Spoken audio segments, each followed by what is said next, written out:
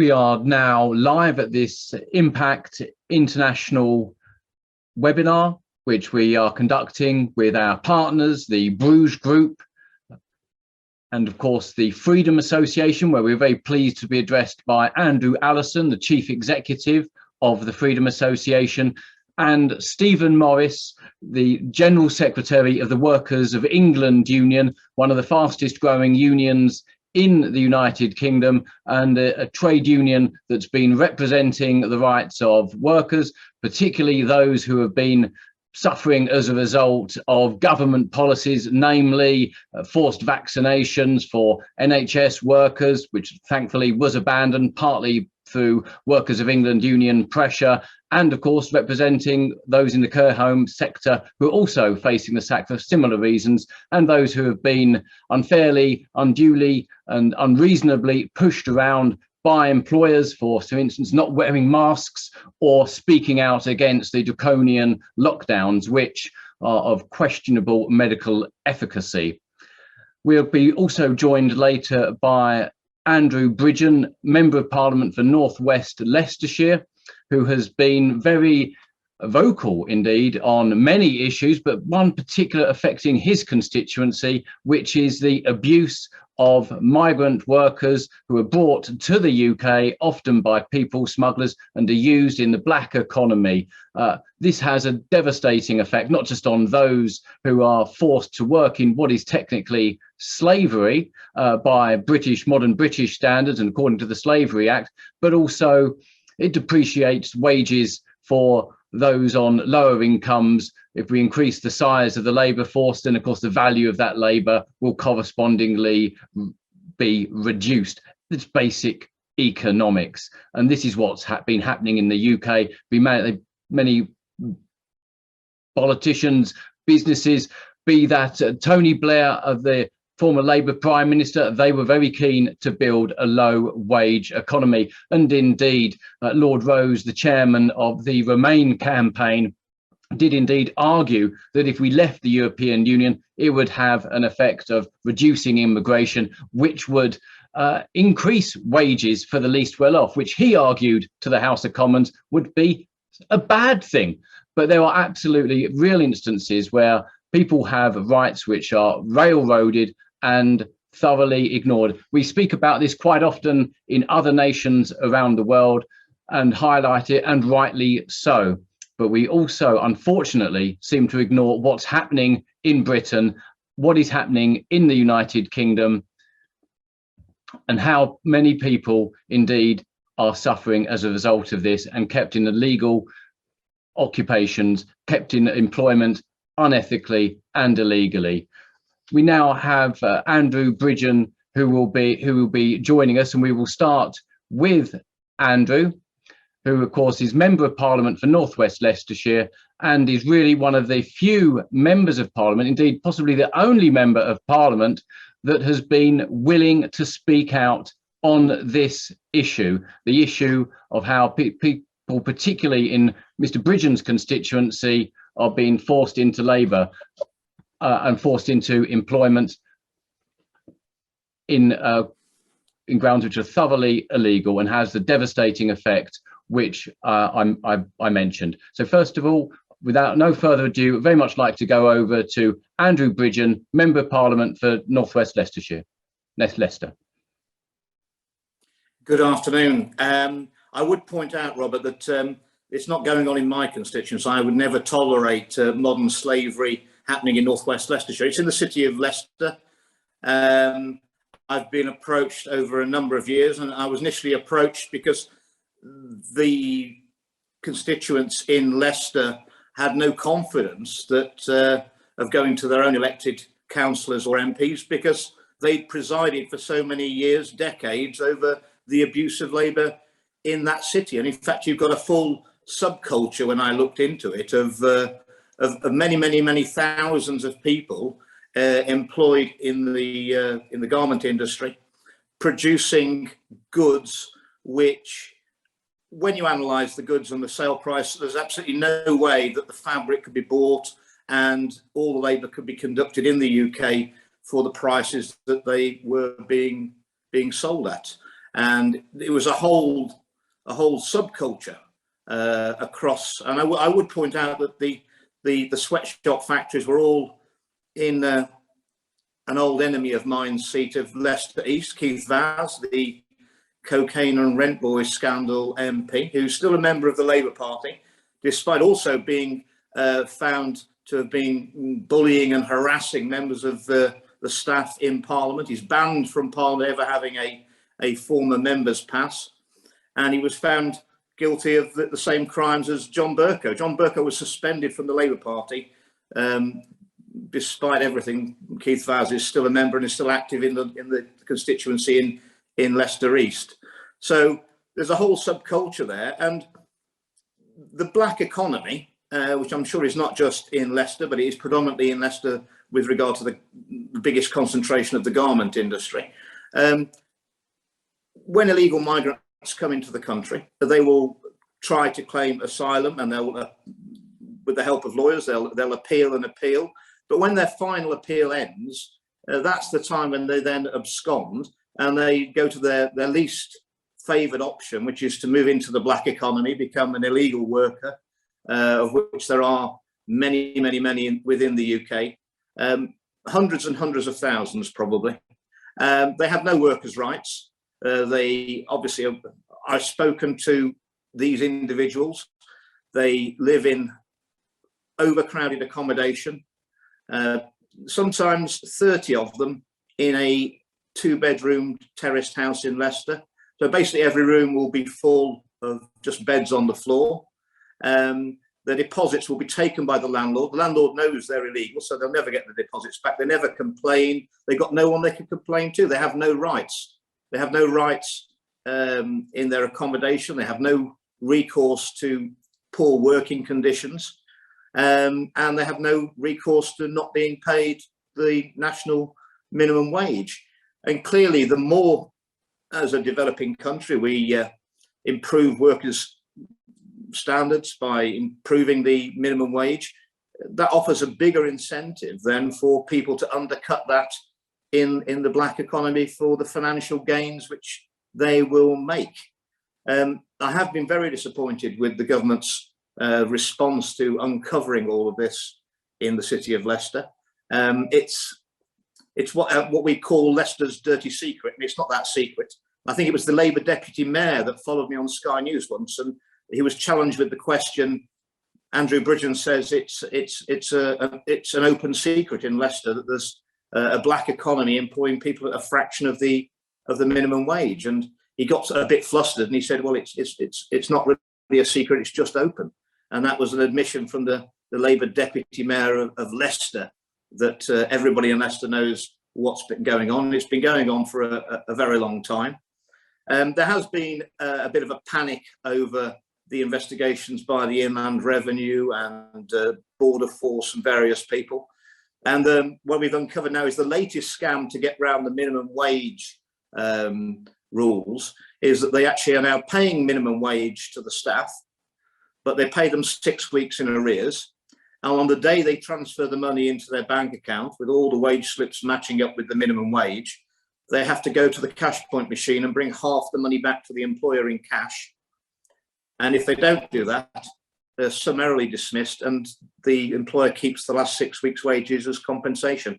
So as fast as we try and crack down on this, I mean, there are very obviously financial incentives for these criminals to continue their vile trade. And a lot of the people they're dealing with have got no recourse to justice because they are, in fact, illegal migrants.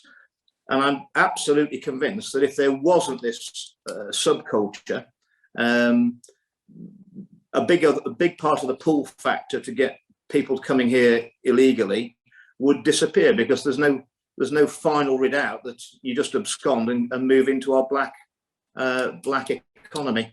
And as far as illegal migration, its a corrosive effect on wages, and these companies operating in this way, they're not only not paying their taxes and not paying the proper taxes for their employees and treating them properly, they're actually putting out of business legitimate businesses who are doing things by the book and abiding by the law. So it's really is a double whammy in that they're preventing the tax take and corroding industries. It's very interesting that Boohoo's chief executive, John Little, I think he used to be the chief exec of Matalan. And probably about 15 years ago, he wrote to all, as chief exec of Matalan, he wrote to all the manufacturing businesses in Leicester and said that morally we can't buy off you anymore, because if you can match the prices from the Far East, you clearly can't be abiding by UK rules and the UK laws. So therefore we just can't source from Leicester. The same man 10 years later became the chief exec of Boohoo, and they were quite happy to source considerable amounts of their UK supply from the same companies in Leicester. And I don't think the minimum wage had gone down in the last 15 years. So I just really can't see how that could in any way be supported. And there will be some interesting news I'll be coming out with on this matter, which I can't disclose at this meeting, but it's going to be a bit of an eye-opener. So I haven't given up on this project. I'm disappointed with the support I've had from government overall. And clearly there's a vested interest in Leicester to keep it all covered up and keep everything going. Thank you, Andrew. That's most enlightening, but also deeply alarming about the practices that happen in Leicester and the attempts to get around employment law and indeed many of the protections that have been brought in to make sure that people aren't exploited in their employment. Why do you think it is the case that the members of Parliament for Leicester, where this is often happening, you mentioned one former MP, but there's other MPs who are prominent from the Labour Party that aren't indeed talking about this issue, aren't highlighting what is going on. Why do you think that is? Well, I think Keith Vance still holds a huge sway over Leicester, although he's no longer an MP. I'm absolutely convinced that next year he'll be standing as City Mayor. It is in Leicester East, his old constituency, where he was the MP for like 33 years or 32 years before I finally got him out of Parliament. And, you know, he's a figure, a major player in the Labour Party. I think Liz Kendall in Leicester West, I think she's now probably not going to stand at the next election. I think she's got a partner in France. I think she's got a new baby. I have not seen her in Parliament for many, many, many months. I don't think she's coming back, and I don't think she'll be standing at the next election. And John Ashworth is the Labour MP for Leicester South. He's been very silent on this issue. Give her a due, when I don't give her much due, Claudia Webb, who will probably be kicked out of Parliament, Keith Vance's successor in Leicester East. She did speak out at the time, and she said that she was contacted by a lot of constituents who are being paid £2, £3.50 an hour. Well, at the end of the day, she won't be an MP probably after the 19th of May when her appeal hearing is heard. I think she'll be recalled, and we'll be having a by-election in Leicester East. So they've all got their own reasons, but I mean, at the end of the day, the City Council, Leicester is a Labour fiefdom. I think until last year, we hadn't got a single Conservative councillor out of 52. We managed to get one in last year, and we just missed one a few months ago. But it's a complete Labour fiefdom. And if you look, it's very interesting. If you look at the disclosure and the interests of some of those Labour councillors, they own lots of properties in Leicester which they rent out. And as I've pointed out to you, the easiest people to rent houses out to with no problems, no complaints, and the best income stream are not necessarily those that we'd want. I mean, during the COVID lockdown, I was told by someone who worked in public health in Leicester that they did visit one household in Leicester East. So there were 32 residents in a 2-bedroom terraced house, and they were all COVID positive, as it would be when you've only got one kitchen and one bathroom between 32 adults all living in one house. But But what disappoints me is, you know, why the landlord, and they'd know who he was or she was, wasn't sanctioned for having an overcrowded house. But it never happens in Leicester. It's a bit like when I moaned about the sweatshops to the city council, and they will just say, well, we never have any complaints from anybody working in those places. Well, they're not going to, are they? That's the whole point. And it's interesting that the sweatshops, when I investigated it, I mean, they're dilapidated buildings, are actually mostly condemned. Now, so things like the Imperial Typewriter Factory, a huge business in the 70s and 80s, and now partitioned up into dozens and dozens of small units doing clothing, absolute fire risk. I find out that they actually pay more rent on those dilapidated units than you would normal commercial rents, and that's baffling until you find out that's because they get access by renting those premises to the pool of slave labour who live in the houses surrounding, and it's sort of that's what they have to do to pay to get in, and clearly those rents are not being spent on maintaining these premises, because if you looked at them you couldn't believe that anyone's still operating in them, because most of the windows are smashed in and there's cardboard shoved against the windows from the inside. It is a real eye-opener, and I'd invite any of your group to go and pay a visit to the Imperial Typewriter Factory premises in Leicester, and you just wouldn't believe that anybody would be working in those premises, and certainly not in Britain in 2022, but they are. Shocking to hear. We'll be having shortly a question from Kieran McGrath of the Express, who's kindly joined us, a very active journalist in the UK that's highlighted many of these issues as well, and will no doubt like to work with you to do more. Whilst we're just arranging Kieran to speak to us, we will go over to Stephen Morris of the Workers of England Union, who I know need to be leaving shortly to represent people who are facing similar circumstances. And as I mentioned, the Workers of England Union has been incredibly active on issues to do with people being abused in such circumstances and facing what can best be described as oppression in their employment. So before we go back to Andrew Bridgen and also Andrew Allison, who's wrote many articles about this, we'll go over to Stephen Morris of the Workers of England Union. Thank you for joining us, Stephen. Thank you, Robert. Yeah, just so people are aware, we were set up to go back to being what's called a traditional trade union. So we were set up there to not be bothered in the politics side of it. We're there to represent the members' interests. So what happens is the government sets the legislations or the rules of the game, so to speak, and we just represent the individual. So that's how come we ended up being the only trade union out there representing the care workers, first of all, then NHS staff who didn't want to be vaccinated, and that's why I've got to go shortly. I've got tribunal on vaccine one at 2 o'clock.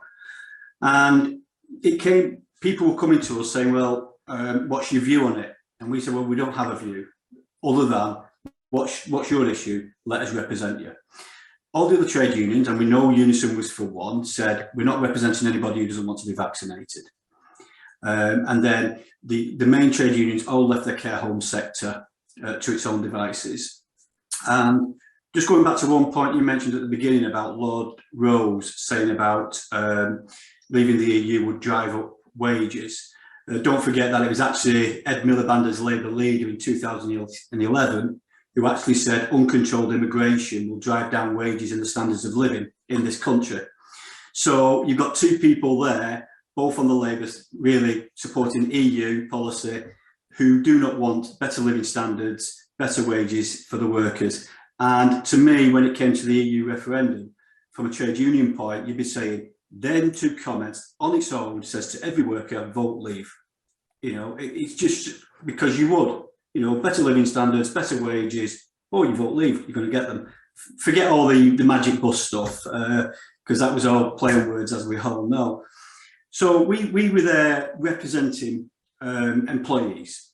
They came to us and what you do. So we therefore started judicial reviews, And we do know the judiciary has been politicised. It was politicised under Tony Blair, and it's not changed its position now.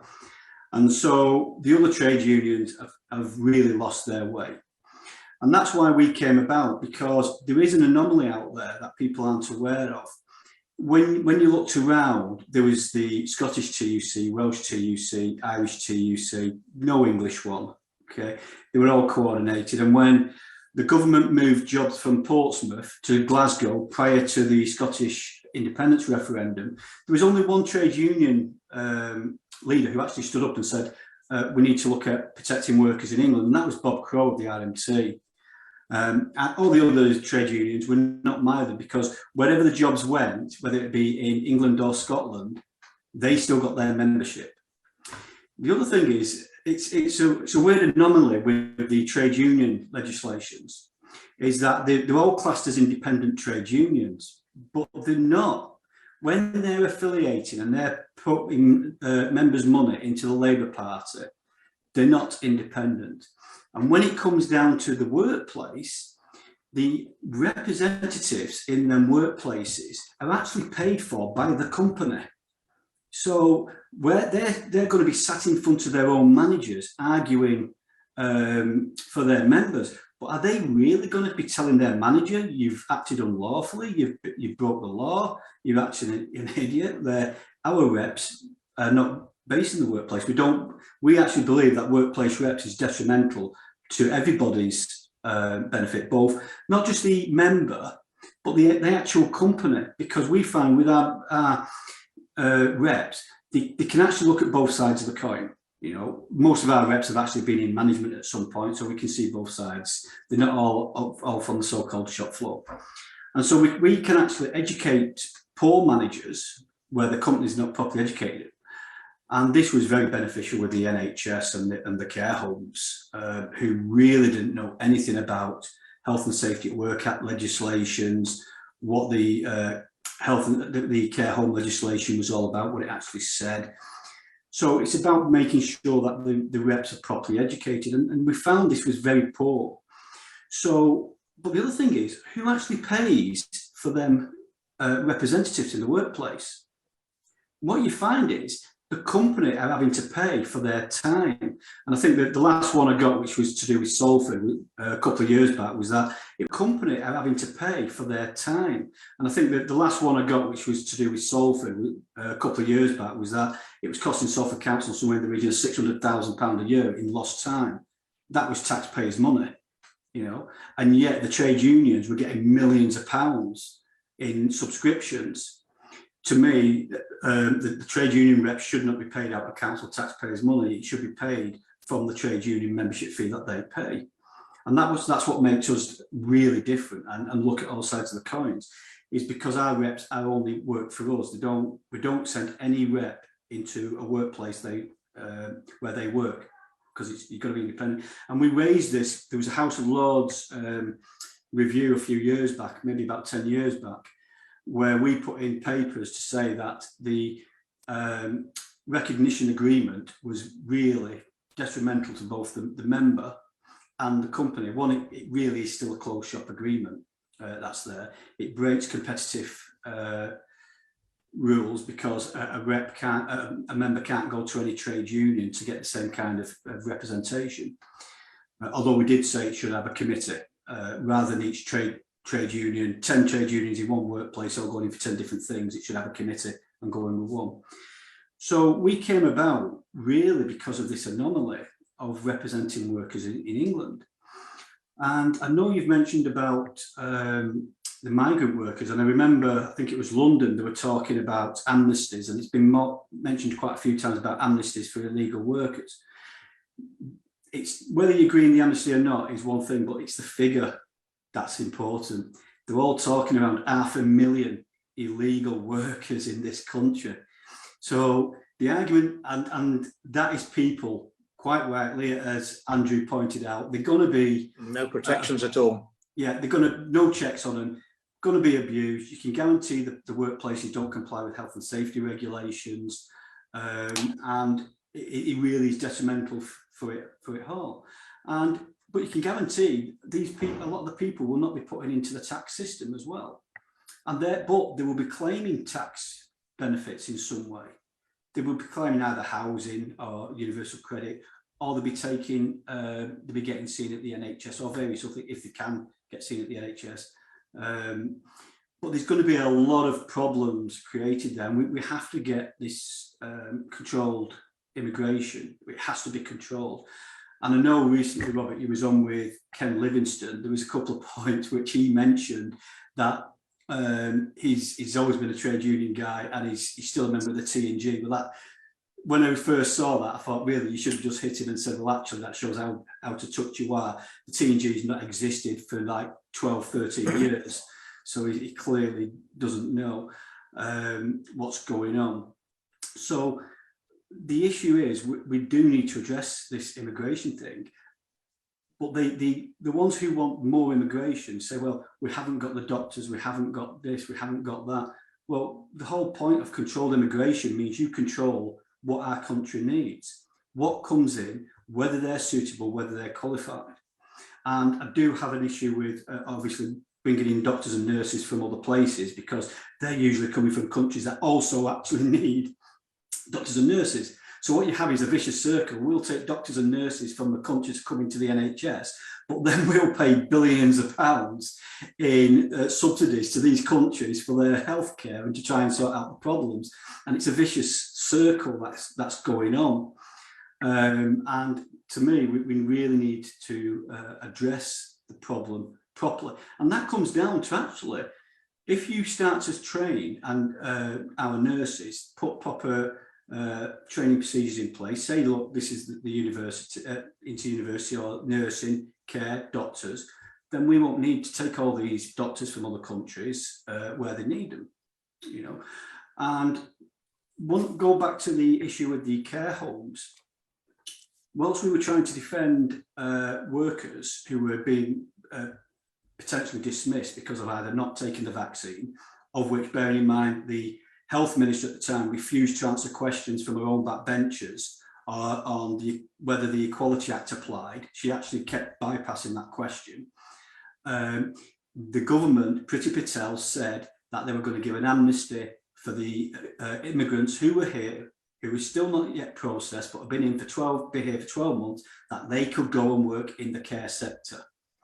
You know, that's what was being discussed. So really, they knew there was a problem with the care sector, and yet they still went to do it. And obviously, we were kind of vindicated in a way when the High Court came out and said putting all these untested people out the NHS back into the care homes was unlawful. This is what we've been saying all the way along, that it was done wrong. From our point of view, we had to put them all into the Nightingale hospitals because they were isolated units. But yeah, we were. So I'm kind of rushing through a lot of things because I do have to go shortly. But the issue is there's so many things we need to address. But as you said, Robert, at the beginning, the other trade unions, the main trade unions, are now part of the establishment and the problem. They are part of the problem. They're not holding, the whole point of an opposition party is to hold the current government to account. And when you hold somebody to account, they have second thoughts, look at things properly. Are they correct? Are they done properly? The Labour government wanted bigger lockdowns, bigger restrictions. We know they don't work. The unions forced their hand, and the unions weren't representing anybody. And just so people are aware, there's actually approximately 160 trade unions and staff associations in the UK. Less than 50 belong to the TUC. So when you hear about the TUC talking that they represent trade unions, they don't. They are only representing their personal interest. And as long as they keep it's this victim mentality, isn't it?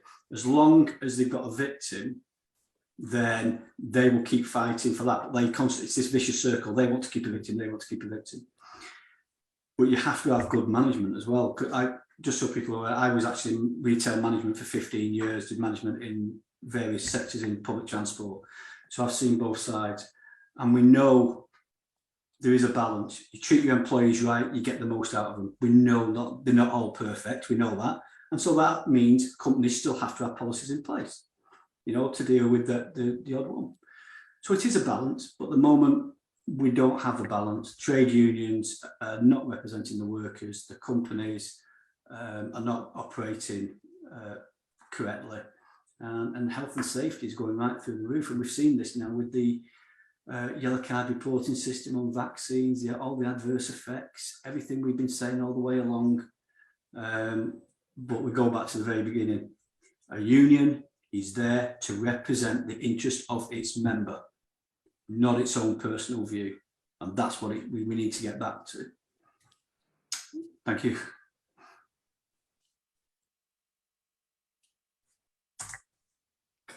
Can't hear you, Robert.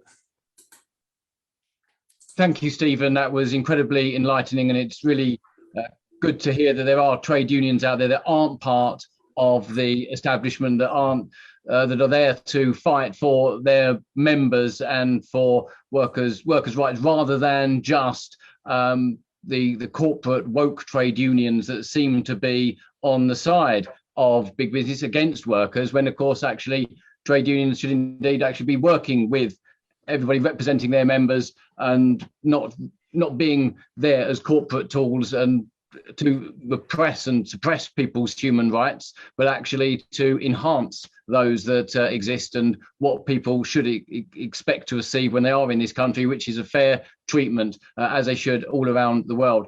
Now, of course, we're going over to Kieran McGrath from the Daily Express, who has a question. Of course, Andrew Allison is waiting very patiently. He'll be talking to us, but next will be Kieran McGrath, who has a question for Andrew Bridgen, a Member of Parliament, and indeed, no doubt, perhaps for our other panellists as well. Kieran, over to you.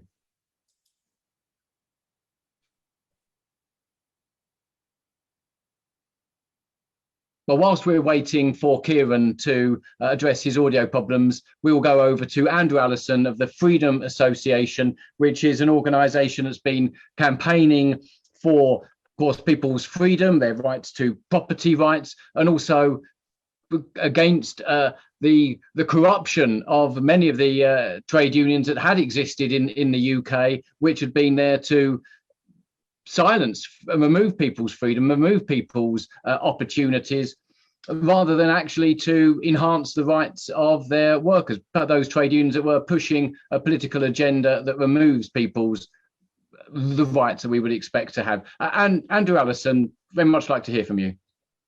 Thank you very much, Robert. It's a pleasure to follow Andrew and Stephen.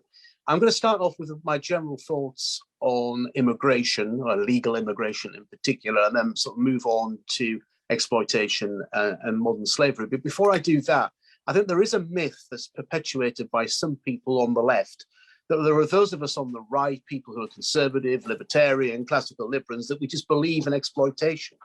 And that they would have you believe that we're only interested in defending big businesses and millionaires, and everybody else can just get trampled on underfoot. Well, I've never met anybody in the Conservative Party who thinks like that, and I haven't met anyone who's a member of the Freedom Association who thinks like that. I believe in a fair day's pay for a fair day's work. I mean, there are market forces at play, which means that not every business can pay higher wages, but that doesn't mean the businesses should be allowed to pay peanuts and exploit its workforce. Now, illegal people trafficking and exploiting those people who are already being exploited is big business. And it's also understandable why people from often poorer and war-torn countries want to come and live and work in the UK. Many of those illegal immigrants that we see on our television screens are making their final journeys from France, and France is a safe country. I can understand why they don't want to remain there for various reasons, but that doesn't mean that we can and should accept an unlimited number of migrants from all over the world. I am skeptical about the government's plan to send illegal immigrants to Rwanda. Just as an aside, on a train recently, there was a man sitting opposite me wearing an Arsenal shirt, and on the sleeve it had "Visit Rwanda" on it. And I did chuckle to myself of how a campaign to increase tourism had basically become a political campaign overnight. Being recorded. But despite my skepticism, I am pleased that the government is finally trying to do something about illegal immigration. After more than 2 years as Home Secretary, Priti Patel apparently said privately, it was reported in the media, that the Home Office was not fit for purpose. I mean, that was some 15 years after John Reid, the then Labour Home Secretary, said exactly the same. But why did it take her more than 2 years to come to that conclusion? I could have told her that, and I wouldn't have charged her a large consultancy fee for relaying the information. Now, Australia has been mentioned a number of times in the immigration debate. So how successful was Australia at processing the applications of illegal asylum seekers who were waiting offshore and coming in by boat? Well, in 2001, the total number of migrants arriving in Australia was 5,561, and John Howard felt that that was too high. So he started this offshore processing policy. A year later, in 2002, one person was allowed into Australia via this route. The figures remained low, but when Kevin Rudd became Prime Minister, he ended the policy, and the numbers started rising again, up to a high of over 20,000 in 2013. Julia Gillard, a Labour Prime Minister, reintroduced the policy, and the figure went down to zero. So the moral of the story really is that if you do wish to end illegal immigration, you have to be proactive. You can't just wish these problems away. So when the government announced its Rwanda policy, no one made that hazardous crossing from France across the English Channel in a dinghy until a couple of weeks ago. Now, I know that the weather has not been good in the Channel, which may explain why no one made that journey. However, even when the weather has not been so good, many have risked their lives in the past. So I think the jury is still out on whether this policy will or will not work. We know that some people arriving illegally into the UK end up working in the black economy, many of them indeed. They can't register for a national insurance number, they can't work legally, they can't register for benefits. So the only way that they can earn a living is by putting themselves into the hands of those people who are going to exploit them. And we've heard some examples earlier in this webinar. If you enter the UK legally, life can be very good. You can be highly successful. But the same cannot be said if you hand over everything you've got into the hands of people smugglers and arrive here illegally. It is clear that in addition to removing illegal immigrants who are men, because the government is only going to remove men from the country and put them to Rwanda, those people with families, those people who've got wives will not be in that position. But there has to be a concerted effort to capture and prosecute the people traffickers who facilitated them travelling to the UK in the most hazardous of ways. As I've said previously, this is a highly profitable business. And I have no doubt that there will be others who will replace those who've been arrested and prosecuted and perhaps jailed for people trafficking. But that is not an excuse to do nothing. But exploitation is not confined to just illegal immigrants. BBC Look North in Leeds did an undercover report, I think around 7 years ago, and it looked at the exploitation of migrant workers in Lincolnshire. Threats of physical violence against those workers were common. Women were told that they could get cash if they had sex with one of the supervisors. If they didn't, then they would no longer have a job. One woman was interviewed and she said that she had a Stanley knife put next to her throat. She reported the offence to the police. But after she reported it, she couldn't find any work. Now, none of those people who were in that report entered the UK illegally. They were migrant workers from Eastern Europe. They're being threatened and they're being forced to hand over a large percentage of their wages as their employers provide their accommodation for them. Now, this is modern slavery. There's no other way of describing it. But it also highlights that it's not just a problem with illegal immigrants. Many perfectly legal immigrants coming in from Eastern Europe have also faced that problem. Everyone should be equal under the law, and everyone committing crimes should face the consequences. And they also should fear the consequences. There should be no no-go areas in our country.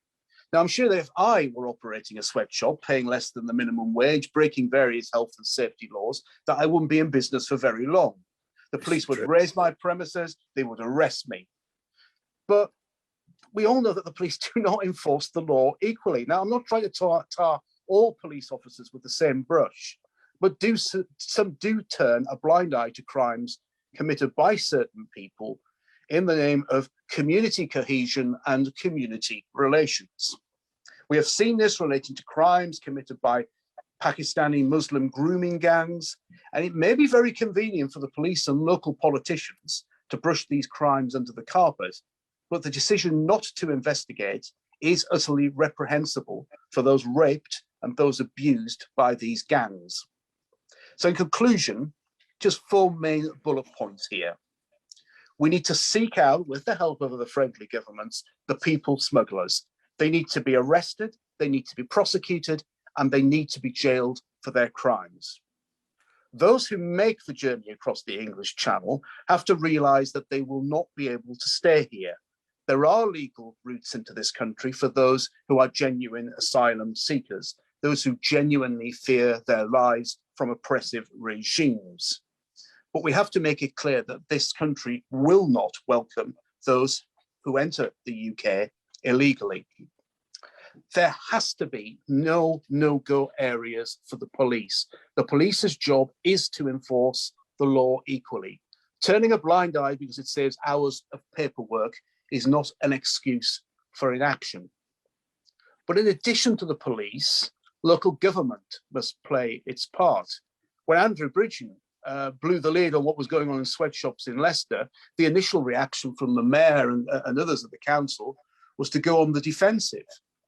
And it's not been helped by the Gangmaster and Labour Abuse Authority, the National Crime Agency, the Health and Safety Executive, after that report that they published, I think it was last year, I think, Andrew, where they tried to dance on a pinhead, saying that modern slavery is not taking place, even though it was obvious to everyone that it was.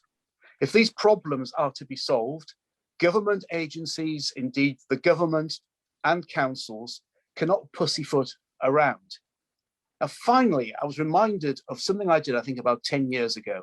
And I asked if I could go out with my local police force into Hull City Centre on a Friday night and actually see what their job was like and what they were doing. And I had a conversation with a police sergeant who said to me, you know that we police by consent in this country. You see how many police officers are here in Hull City Centre, and if 200 or 300 people decided that they were all going to kick off at once, there was nothing that we could do. But we trust that the vast majority of people are law-abiding citizens. All they want to do is go out, have a drink, have a good time, get back home again safely. So I think all of us actually need to be those responsible citizens, no matter where we are, no matter whether we're black, we're white, whether we're Muslim, whether we're Christians, whether we're Jews, whether we're atheists, no matter what we are. But when we see wrongdoing going on in our community, it is really up to us to report it. And if the authorities are not taking it seriously, it's up to us to really push it even harder and perhaps get the media involved. So yes, it's government, yes, it's local government, yes, it's the police, but it's also all of us. Thank you.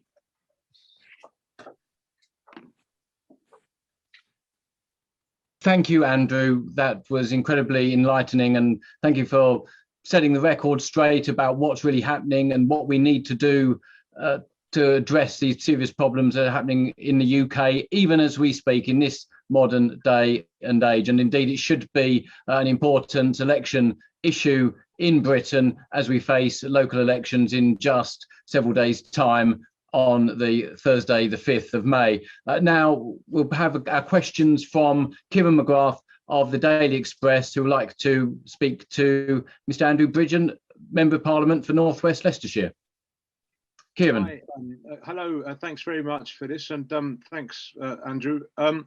So this clearly addresses an issue which is very much at the heart of Brexit, I would say, something which people were told we would be able to sort of deal with once we left the European Union. You said that you didn't feel that you were getting much support from the government. So one thing I wanted to ask was, do you think the government has been distracted perhaps since the start of the year, even before, as a result of the Partygate fallout. And is that partly why you submitted your letter of no confidence, because you feel that the government has maybe taken its eye off the ball in this these circumstances? And also, what can you outline what you think the government can do to sort of tackle these issues, which it isn't currently doing?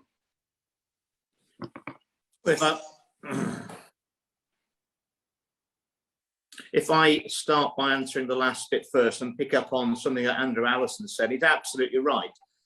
The job of the police, the enforcement agencies, HMRC, health and safety, local councils, is to enforce regulations and the law equally across all communities.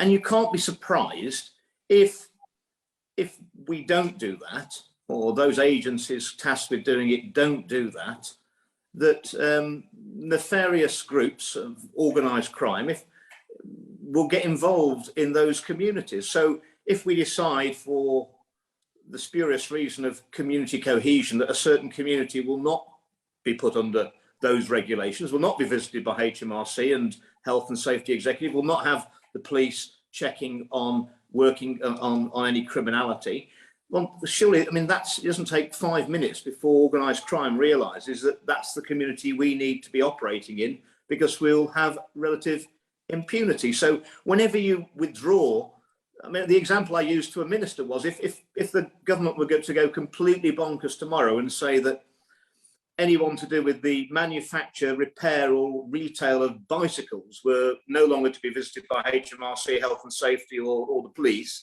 it would take about 3 months before organised crime would be running all of those industries, because that's where they'll gravitate to, because they know they're not going to get investigated. So when we abandon communities and do not impose the law equally, we abandon them to organised crime. And that's what has happened in Leicester, in huge swathes of industry and communities. They've just been abandoned to organised crime. And we haven't done them any favours at all. And in fact, we've made an absolute nightmare.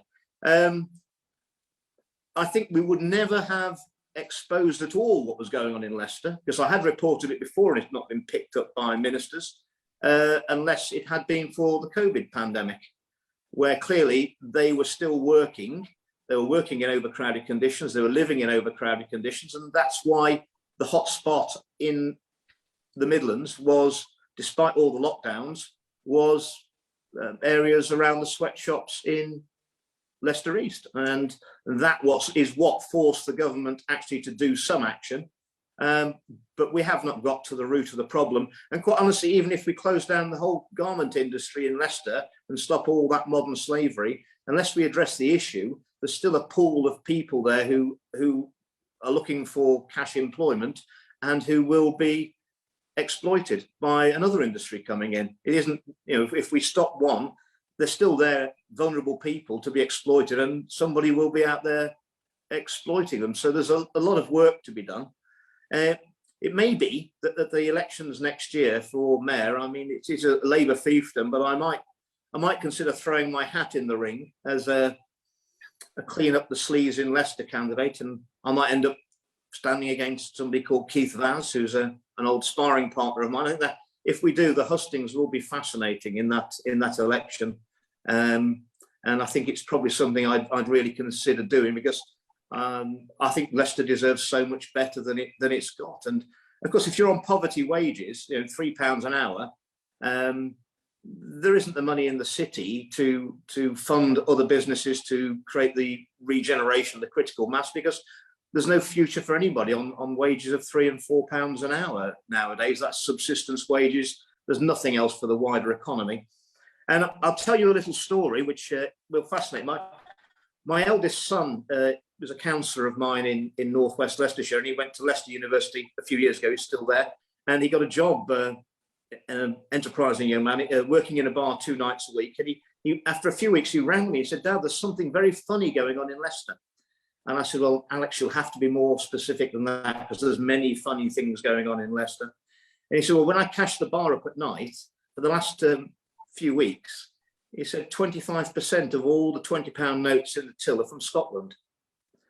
And I made some inquiries through my contacts in Leicester, and it turned out that the cash was heroin money coming down from Scotland, and that was being laundered through the cash payments through the modern slavery, and that accounted to 25% of the £20 notes for a month that were in circulation in the city of Leicester. You can't get Scottish £20 notes out of a cash point machine in England. They all have to go back to Scotland. And it wasn't the slaves themselves that were spending the money in this bar, so they'd already changed hands once already. That's the size of the problem in Leicester, that the money that was laundered through the slave sweatshops was 25% for a month of all the £20 notes in circulation in the town, in the city. That's absolutely shocking. With regard to, I don't think it's linked to Partygate. I think it's still down to, if we're being very generous, community relations, and we don't step on these people's toes. Ultimately, the sweatshop owners, apart from one that I knew, I found out about, they are generally from the Muslim community in Leicester. Nevertheless, this is something that we presumably, it's issues like this that the UK can take hold of more, surely, since we've quit the European Union. Is that a reasonable sort of conclusion for me to draw, that we can kind of home in on issues? Well, what we've got to do, we've got a points-based immigration system. The fact is, we should be having who we want into this country. Immigration, we need immigration. We need people with the right skills and people who are going to assimilate and make a major contribution to our country. The fact is that anyone who can earn less than about £50,000 a year and pay tax on that money, the simple fact is that that's the level at which you actually are a net contributor to our economy. Okay, we need essential workers, but anyone earning less than about £50,000, when you work out all the NHS and all the costs and everything else, they're not a net payer in, they're a net drawer out. Well, and they're in competition with people we've already got here. And the biggest guarantor of improving of working conditions and labour, the best securer of that, is a strong demand for labour. Well, if you cut off the supply of very keen Eastern European workers coming over here, you're going to improve the living standards for people who are already here. And illegal migration, I mean, it doesn't really affect your life. It doesn't really affect my life. The big competition they have is it's the last group of legal migrants who they're competing for the same jobs, the same overcrowded housing. It's very detrimental to those people, and their chances of getting on in the country isn't really going to affect, for most people in this country, illegal migration means that if they wish to indulge in it, they can get their car cleaned by 5 people at less than the minimum wage. That's a major exploitation as well. Those car washes are, anyone can work out that you can't possibly pay people the minimum wage for the prices they're charging, and you can only imagine the conditions. I would advise anybody never to do that, because all you're doing is continuing something that's pure exploitation. I won't have my car washed at any one of those, and indeed I try and wipe them out in my constituency where they are. I've got the council onto them.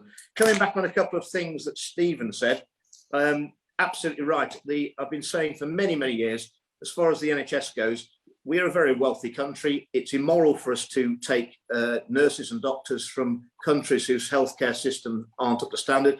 We should be training at least as many doctors and nurses as we need. We probably should be an exporter of doctors and nurses. But what I'd also bring in is, because it is expensive to train them, I would, and bear in mind that when I went through university, all the medics that I know within 10 years had left to go for very high paid and good jobs in New Zealand, America, Canada, Australia. I would make them sign that when they're trained as a doctor or a nurse, you have to serve so many years in the NHS before you can take your qualifications that this country has helped support you get and go to another country. And if you want to leave earlier, you'd have to repay some of the cost of your training, a bit like the military do. If they train personnel in various skills, they have to sign up to do so many years of service or repay. And I think people would accept that as a reasonable trade-off. And I would say, as far as the Rwandan solution goes, it's there as a deterrent. I would also say that it's my personal information that we would have had a deal with Ghana a year ago on the same terms, and Ghana is the least corrupt country in in Africa, and it's a Commonwealth country, but it was leaked out of number 10, and the media backlash against that, the Ghanaians got cold feet and pulled out. We could have been in the situation we are now over a year ago, and I think as long as we follow through, I think it is a huge disincentive. We don't really want to send anyone back to Ghana. It's going to cost us money to do so, but it will be a disincentive. And I can't see people paying £3,000 to a ruthless people trafficker to get over here, knowing that they're going to be going to Ghana. Indeed, I think if we gave them the choice, do you want to go back to France? I think we'd probably find that France is not the dangerous place that that some people would paint it to be. I don't think even the most ardent Francophobe couldn't say that France is not a safe country in which you could claim asylum if you needed it. One final point, and this is just a point of clarification, and you've retained your letter to Graham Brady remains in, doesn't it? I just wanted to make sure that you still have your you still got your submitted your nothing and no confidence, haven't withdrawn it. That is between myself and Mr. Brady, but I'm very unhappy about what happened over Partygate and all the fallout from that, and I think it's going to get quite a lot worse. There's no good news on the horizon with that, with more fines to come, and of course the Sue Gray report. I think it's a very difficult situation to be in a position where you set the rules and you broke the rules, I think. Yeah. And I think that's going to be vindicated. Okay, that's all from me. Thanks very much for that, Andrew. That's brilliant. Thank you. Thank you, Kieran, and thank you, Andrew. Kieran, do you have any question for Andrew Allison and on the work of the Freedom Association about what they're doing to tackle this unethical activities and exploitation of people in the UK? Okay, I mean, I suppose if either wanted to just say what they think needs, if there's maybe one thing that they can think of that the government could do immediately, which would improve the situation. I wonder if there was any specific thing that they think that could happen, a kind of simple point that change that could be made, which might address the current problems. Well, we've got to do what Andrew said, and I've said it many times over several years. Law enforcement and our regulatory agencies have got to enforce the rules equally across all societies and all industries. Yeah. That's what we've got to do. And I would have said exactly the same, yeah. Well, I know Andrew Allison of the Freedom Association, we've got two very brilliant Andrews with us today. I know the Freedom Association have done a lot on this topic, wrote articles, publicised this and try to get the message out there to the media as we are today about what's happening in places. I just either Andrew, of course this is happening in Leicester. What other cities in the UK could this be happening in, and other rural areas? How bad is the problem nationwide? Well, I think when I first raised it, I think the government, the gangmasters, or one of the agencies came back to me and said they thought there were about 25,000 illegal workers in the UK. I mean, that is just such a joke. I mean, there are hundreds of thousands of them, and they're completely vulnerable people. They're bound to be exploited if they're illegal workers, and they know how many asylum seekers, when they've failed their final appeal, just disappear. And they're not going back on dinghies back to France, are they? So they're just disappearing into this subculture. And if we could stamp that out, I think it'd be a major disincentive to people to come here illegally, knowing that they've got a spurious case, because there isn't that subculture to disappear into. And it's a self-fulfilling prophecy that we increase the incentives as we rightly improve living standards in this country, improve the minimum wage. We offer a more of an incentive for people to come in and undercut it with illegal working practices. And so it's going to get worse, not better, as far as I can see. And I mentioned the cases in Lincolnshire, and after that particular BBC report was broadcast, I did speak to one of the BBC journalists who compiled it, and I've known that that's been an issue in Lincolnshire for quite some time. So it's not just in big cities, but I mean, I think the point has already been made. Yeah, Andrew made the point just a little bit earlier. When you're buying something, and it's saying that it's produced in the UK, or you're purchasing a service from the UK, and it is so cheap. Well, it can't be true. Well, we all know the reason why it is so cheap. And we do see sort of car washers around all over the place. Like there is a one near me, but they actually, judging by the prices they charge, they must be paying their staff properly because they're not ridiculously cheap. But when you see some some place that says you can get your car washed and your car cleaned inside, and it costs about a tenner, there's no way can it be done for that price. So I think that's a big clue for anybody. If you want to know where this is going on in different parts of the country, just join the dots.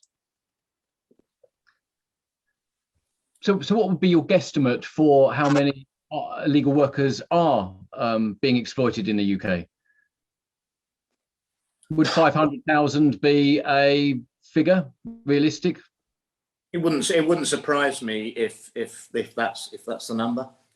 I'd have said the hundreds. At all.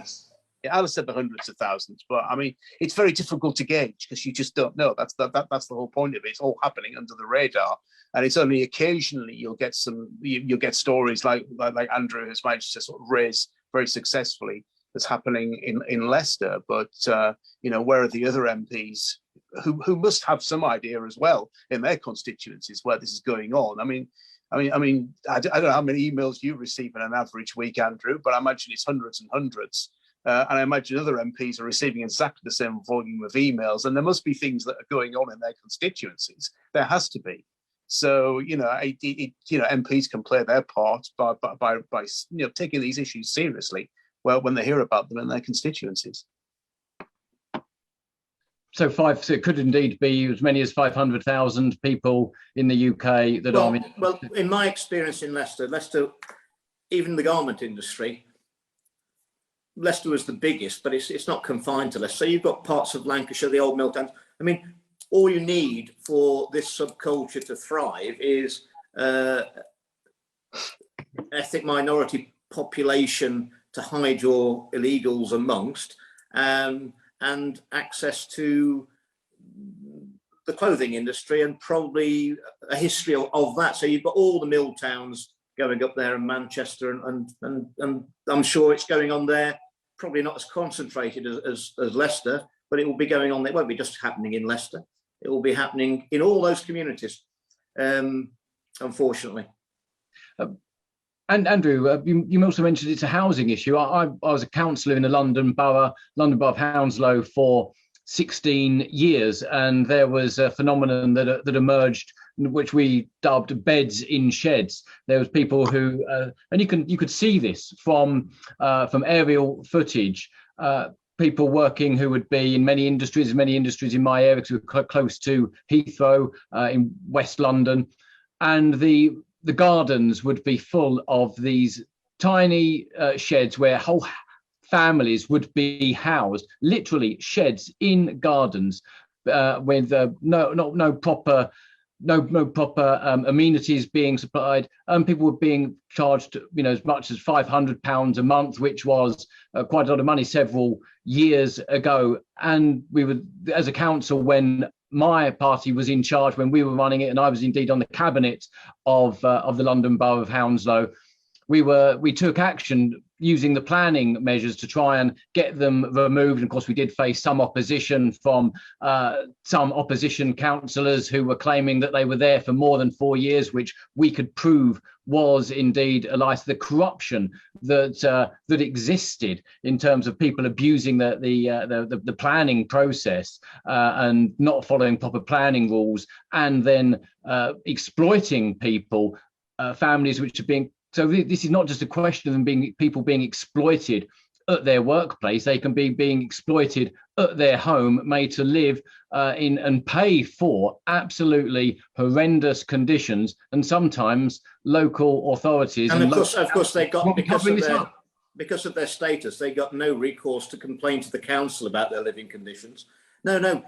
This is a huge industry. It's people making a lot of money out of all of this, and they've clearly got a vested interest in it carrying on. And when it becomes as endemic as it's become in Leicester, it's actually, they have huge power. They have huge power politically in Leicester, and it's going to take a lot to break it in at the end of the day.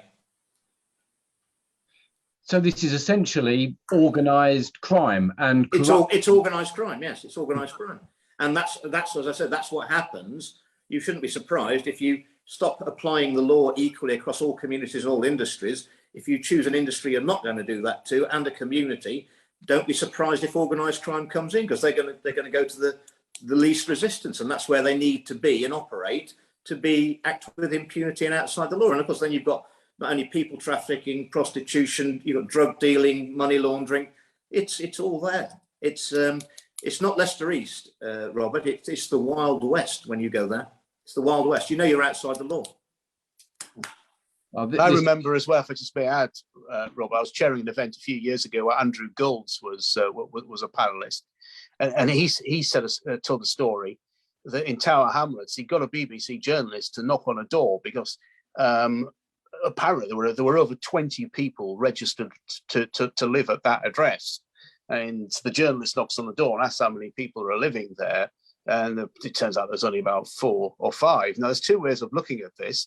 It could be that there's massive electoral fraud going on, and there probably was massive electoral fraud going on in Tower Hamlets. Or it could be that the person who answered the door thought, oh God, these people are after illegal immigrants. No, there's only about 4 or 5 people who are living there. The fact is, you don't know what's actually going on in some of these communities. You've got absolutely no idea.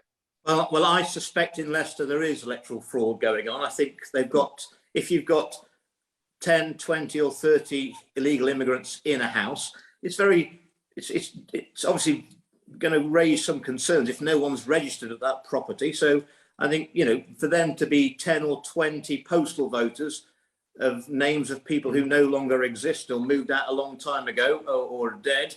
And I'm convinced that, certain party in Leicester uses those houses as dead letterboxes for the postal votes.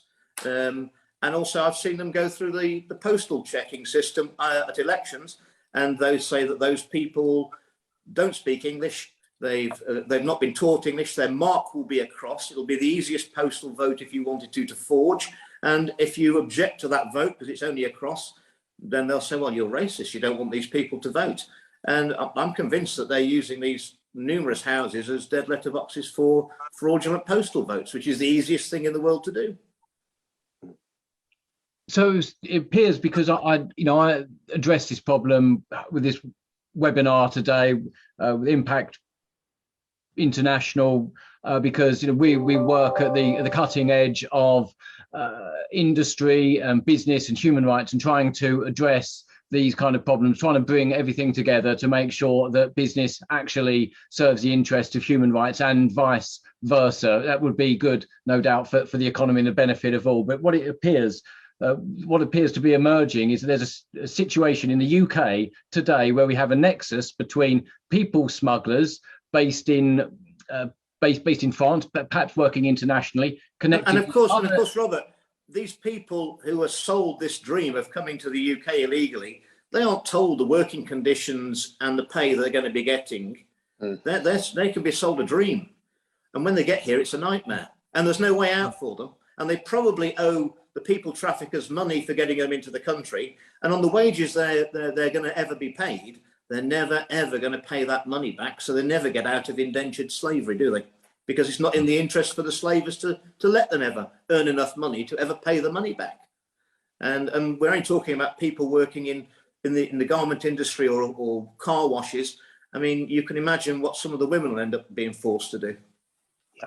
So it's linked to prostitution. It's linked to drugs. The slavery industry in the UK today. Drug mules, prostitution, modern slavery, etc., etc. And the informant in Leicester who told me about the latest scam with the bringing half your money back in cash to get around the minimum wage rules, and she told me that the boss had addressed the whole factory and said, if you go to the press about this, don't be surprised if when you cross the road, your family will get run over. I mean, these are organised criminals, ruthless.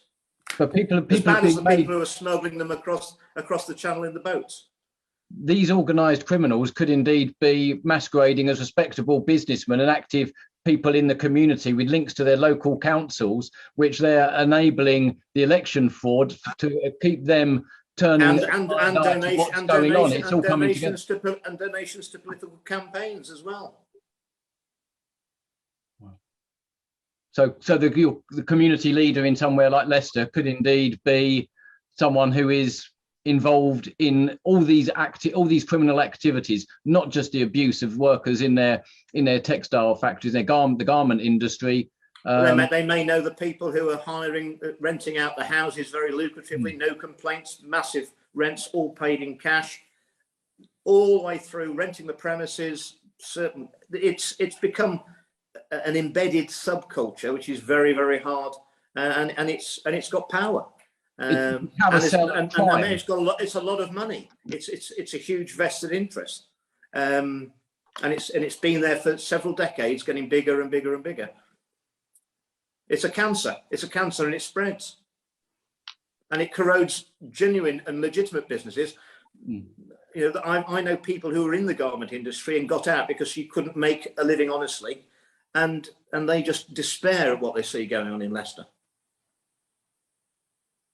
It's quite this is quite appalling to hear. You know, we're often told about how people are being abused by in places from, for instance, Sri Lanka or other areas of Southeast Asia. There was a film which parodied Andrew Green and had an Andrew Green type character making such deals. Of course, I don't know if Andrew Green ever did, but we think of these things happening abroad. We don't actually realise that they are happening in our. Also, we have a problem in Leicester of not enough. You know, there may be arranged marriages in families still where one partner will be brought in from the Indian subcontinent. They may have very not recognised qualifications for the UK. They may have very poor or none at all language skills in English. That restricts their ability then to make a living in the UK, and they're basically stuck in that community, and they're also exploited because therefore then they may only be able to earn £3 an hour and not say anything about it, and they all get sucked into the same morass, and they're just, you know, this is a pool that gets the spiraling downwards because there's never enough money in the city to support industries and create economic growth, because you know, it's just subsistence wages. It's modern slavery.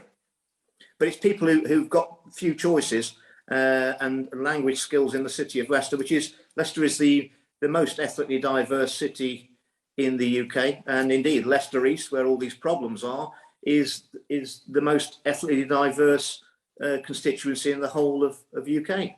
It's not a coincidence.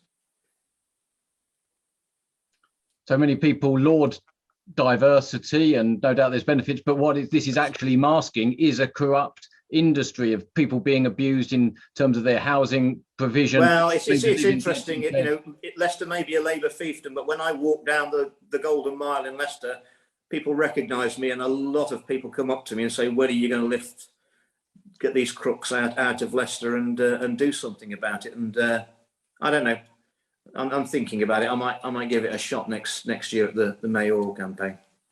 So worth it. So this should be a bigger issue in the local elections coming up in the United Kingdom. Well, it doesn't matter whether the media cover it or not. Everybody in Leicester knows what's going on, and they laugh when the government can make reports out that there's not really any modern slavery and exploitation in the city. I mean, there's nobody in Leicester believes that for 1 minute. They know what the truth is, and I think. I'd like to lift the yoke of socialism off their shoulders, and it has been a big burden for far too long. And there's no future for the city carrying on voting how it is. All they're going to get is more of the same. And I think people realise that in Leicester now, quite honestly, and they deserve better. Absolutely. We'll be needing to move on shortly, but we've been rejoined by Stephen Morris from the Workers of England Union, and I just wonder if there's any final statements that Andrew Allison or yourself, Mr. Andrew Bridgen, or Stephen Morris would like to make, or of course our distinguished journalist from the Express, Kieran McGrath, if there's any comments you'd like. First of all, Andrew Allison, your closing thoughts on this dreadful situation in the UK right now. Well, I'm very much in favour of immigration as long as that we control what's happening, and I think that was the message that we got from the Brexit debates in 2016. And you know, I got those messages when I was taking part in debates, when I was out campaigning, when I was doing television stuff. And of course, you know, if somebody comes from, say, from India, for example, as a skilled person, a computer programmer or something like that, wants to come to the UK, well, that person's going to come over here. He's going to have a well-paid job. He's going to be able to support himself, support his family. That isn't a problem. I mean, what we're talking about here, and is criminality, and wherever organized crime can get a foothold in somewhere, it will do it. That's what it's going to do. I mean, interesting what Andrew said about the 25% of the Scottish £20 notes in Leicester. You can see all of this. I will just go back to what I said. I just want to reiterate it again. And that it is up to the government, it's up to councils, it's up to agencies, it's up to the police. You've got to police this and enforce these rules equally right across the whole of the community. And it is everyone's responsibility when they see these sort of things going on to raise these issues. And you know, if you're ignored, well, you shout a bit louder.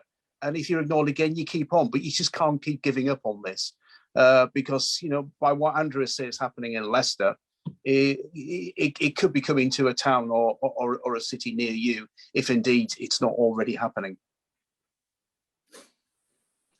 Stephen Morris, your thought? I agree with the panelists, but the issue is clear from a trade union point. It's the welfare, as we're concerned, of them individuals, and it's how we deal with it. But it's trying to stem the flow of them coming here for this illusion that they're entering a great land of opportunity and suddenly being entrapped in slavery, in modern slavery, you know. But we also have to look at the issue, and we can't hide away from the fact that it is certain communities that we're talking about. We cannot hide our head in the sand and say, well, and we can't restrict the police as well. They cannot have a fear. They have to do what they hold their role to, and that's to police without fear or favour. The problem is they fear going into these communities to address these problems because they will be branded various tags with them. And yet all we want them to do is, it's not racist to make sure that we want these people to be treated fairly and to be looked after and address these problems. You know, UK and England's always been a welcoming country, but let's face it, we are an island. You know, we only have certain limited resources and limited space. And for us, why should these people travel all this way, putting themselves at danger to only arrive in what is potentially a more dangerous scenario for many of them? Because if they don't hand over that cash and they don't do that work, then as Andrew's already pointed out, they have the threat of being killed, you know. And we have a greater responsibility, but we can't hide behind this, oh, it's racist or anything. And I go back to, I'm going back 10 years, and we're going to do a debate with Jeremy Corbyn at Manchester Uni on the failure of multiculturalism. Because one of the things I was highlighting when I was on public transport at the time, I could name along the Manchester tram system every community. It wasn't integrated, it was segregated, it was self-segregated. Right? Every community along the Bury to Alton line, I could name them all.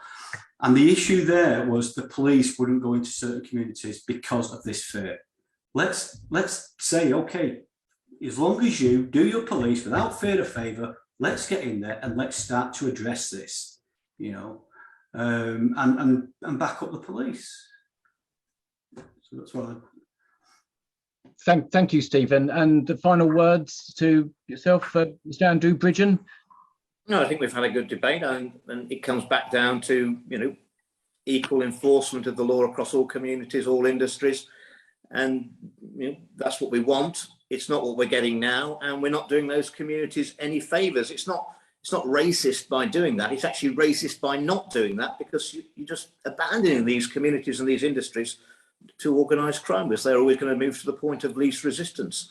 And when it becomes endemic, you get what you've got now in Leicester. And then when you pull the politics into it as well, perhaps that explains why we've only got one councillor out of 52 in the city of Leicester.